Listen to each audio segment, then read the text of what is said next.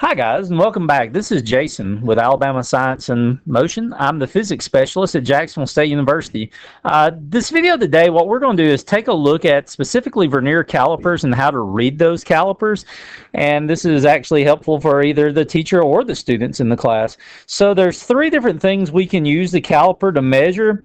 Specifically, what we're going to use it for is measuring outside diameter, but you could also use it to measure even a rectangular block or something like that. You'll notice two prongs up on the top. Those prongs allow us, say you've got a hollow object like a piece of pipe, those two prongs allow us to measure the inside diameter. And then you'll notice that this piece of metal comes out the back of the caliper, and so we can actually use that to measure depth or something of that nature. So we use the caliper specifically because we have a higher degree of precision with the caliper. Our repeatability should be much higher.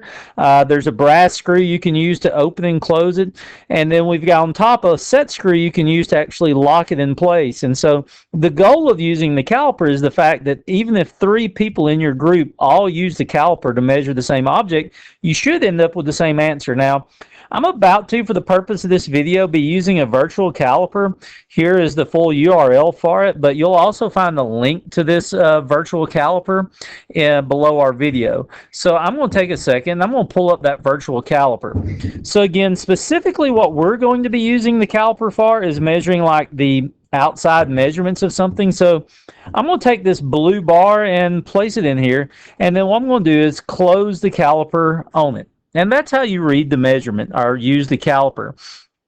So in order to read the caliper, what you do is look for this sliding scale across the bottom. This scale across the bottom is what's known as the Vernier scale. And when we look at it, we try and find this first mark, and it's the 0 line. And so your goal is to try and determine where is the 0 line at. So when we look at this measurement, we see the 2, and you should look at it as we move across the bottom here. As we move across the bottom, we'll see where this 0 comes. And what I want you to notice is this. The 0 is almost to the 2.3, but it's not completely to the 2.3. It's a little bit in front of 2.3. A heads up, if you were thinking, well, I think that the 0 is perfectly on the 2.3. Well, then look to the other end. There's a second 0 mark, and see if it falls directly on top of a line as well. In this case, it doesn't. So what you're going to do is this. I see that the 0 is between 2.2 and 2.3. So that means this digit or this reading starts out at 2.2. And then what I'm going to do is this. Look across the bottom on the Vernier scale and look at these 9 digits and look for one of them that makes a perfect match with another line above it. 2.21, 22, 23, 24, 25, 26, 27, 28, and then it's the 9th one. So we would call this 2.29. And now here's the thing. You know, like when reading a ruler, you always have to add the one estimated digit. We should do the same thing with the caliper.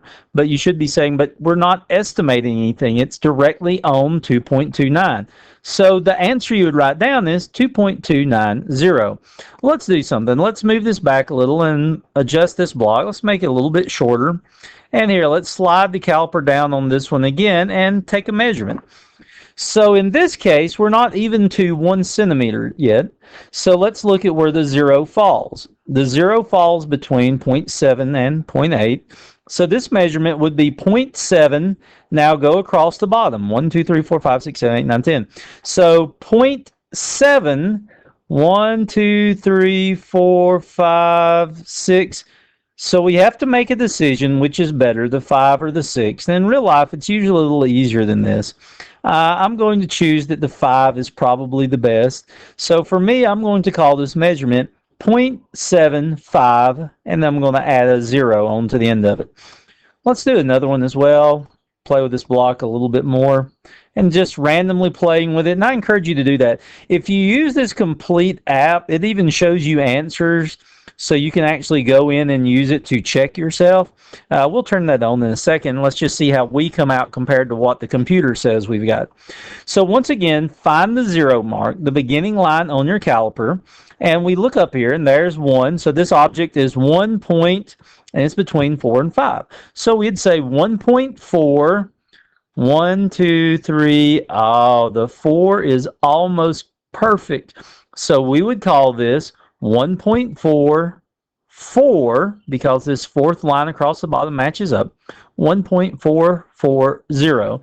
And now I'm going to do something. I'm going to turn the answers off, and let's just see if it shows 1.44. Answers show. And lo and behold, the answer is 1.44. So it's a neat little thing to play with. So now let's take a second. Let's look at some actual photos of some calipers. And hopefully this will help you. Hopefully this will help you get a little bit better at this. So look, now notice in a real caliper, one, it's much smaller. The lines get faded. And there is no 0, 1, 2, 3, 4, 5. So you've got to know that that first line is the 0.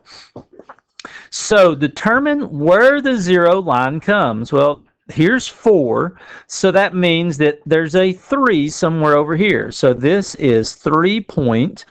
And now I know that that's 3.5, that medium size hash mark. So 6, 7, 8.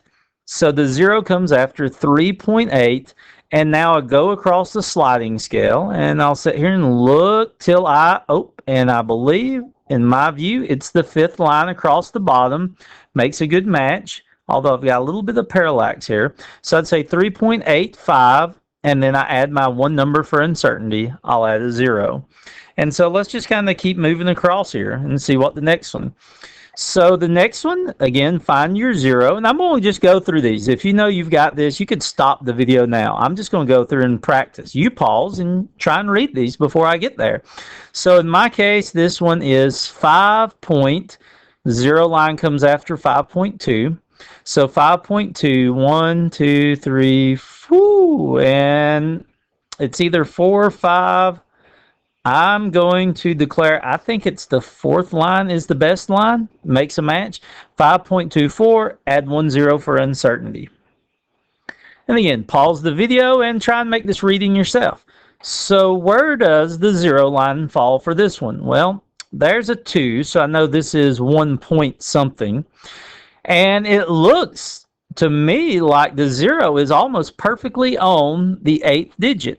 So 1.8, if that 0 is perfect, then I'm going to call it 1.80 and then add 1 more 0 for my uncertainty. Continuing to move across here. Oh, now this one's pretty interesting. Where does the 0 line fall? Well, after 3, but if you notice, it's not 2. There's 0.1 for 3.1. So this 0 does not make it all the way. So I'm going to write 3.0. And now move across the Vernier scale. 1, 2, 3, 4, 5. 5 looks good. I think 6 may look even better. 3.060. And the hard part about doing this with a camera is the fact that I'm probably holding the camera an angle to the picture. Let's keep going. You can keep practicing, or again, you can stop at any time if you feel you're ready to do this. And we've got another one where it appears there's 0, and we're not even to 4.1. So this one will begin with 4.0. And as we move across the bottom, and we have to make a decision, I think it's the 5th line across the bottom makes a good match. So 4.050. There's our measurement. Continuing on. So in this case, find your 0. So I know this is 3 point something because there's 4. 3 point, and that appears to be after the 0's after 7. And now move across, and there's a little bit of blur in this one. I think it's the 5th line makes the best match. 3.750. Continuing to move. I feel like we've already done this one. I may have messed up my pictures. So there's 2 point. We're not to 2.1. So 2.0. No, I don't think we have done this one because it's the 8th line that makes a match. So this is 2.08 and then add another 0. Again, people miss this one a lot just because they're so used to like 2.1, 2.2. So they're not used to this 2.0. But it's not even to the 2.1 mark. And so let's move and do another one. This one's kind of interesting as well, although I'm going to be honest. I think that 0 mark is not actually to the 2.3. So I think it's a little before the 2.3. So this would be 2.2. And if you look, the 9th line makes a match. So 2.290. And of course, if somebody said 2.300, it would be very hard to argue with them with this caliper. So here's a caliper, and I'm using it to measure the outside diameter of a piece of pipe. So find your 0 mark, and this would be 1 point, and we know that's 0.5, so that looks like 1.6, and I think it may be perfect, or at least at this angle it is. So 1.60, and then add the one estimated digit as well. Let's do this one more, and this will be our last one. So there is our 0 mark. So I know this is 2 point, and this one is between 2.1 and 2.2. So 2.1, and now go across the scale, and ooh, that 4th line appears to be a great match. So 2.14, and I'll add a 0. And anyway, hopefully you've got a pretty good idea now of how to read the caliper. So thanks for watching.